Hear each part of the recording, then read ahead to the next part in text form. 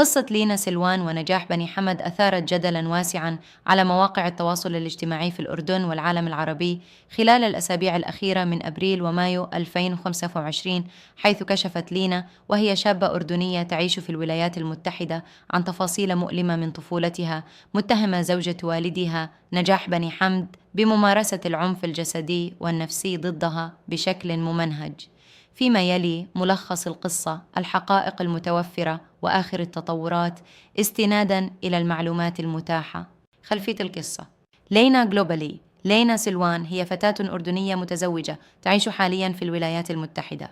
بدأت في أبريل 2025 بنشر مقاطع فيديو على منصات التواصل الاجتماعي إنستغرام وتيك توك تحت عنوان رحلتي مع زوجة أبي نجاح بني حمد، حيث روت معاناتها خلال طفولتها بعد انفصال والديها وزواج والدها من نجاح بني حمد. ادعاءات لينا: اتهمت لينا نجاح بني حمد بتعنيفها جسديا ونفسيا منذ طفولتها. من بين الادعاءات تعرضها للضرب المبرح بما في ذلك يوم وفاة والدها، مما تسبب بجروح استدعت تدخل الجيران. إجبارها على شرب زيت الخروع رغم إصابتها بالتهاب اللوزتين، مما زاد من معاناتها الصحية. التمييز بينها وبين أبناء نجاح البيولوجيين، مما ترك آثاراً نفسية عميقة. الإهانات المتكررة والإهمال العاطفي، مما دفعها لتعلم تحمل الضرب دون بكاء لتجنب التنمر المدرسي.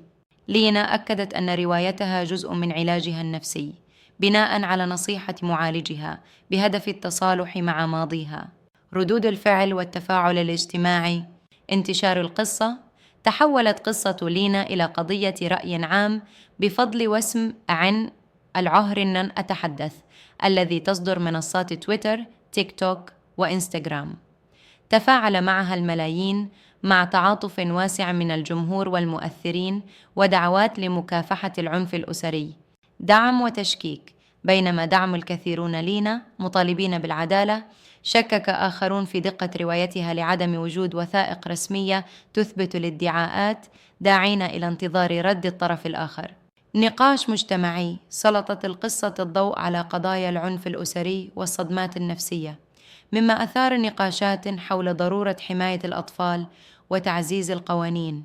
موقف نجاح بني حمد: حتى 9 مايو 2025 لم تصدر نجاح بني حمد أي تصريح رسمي أو رد علني على الاتهامات.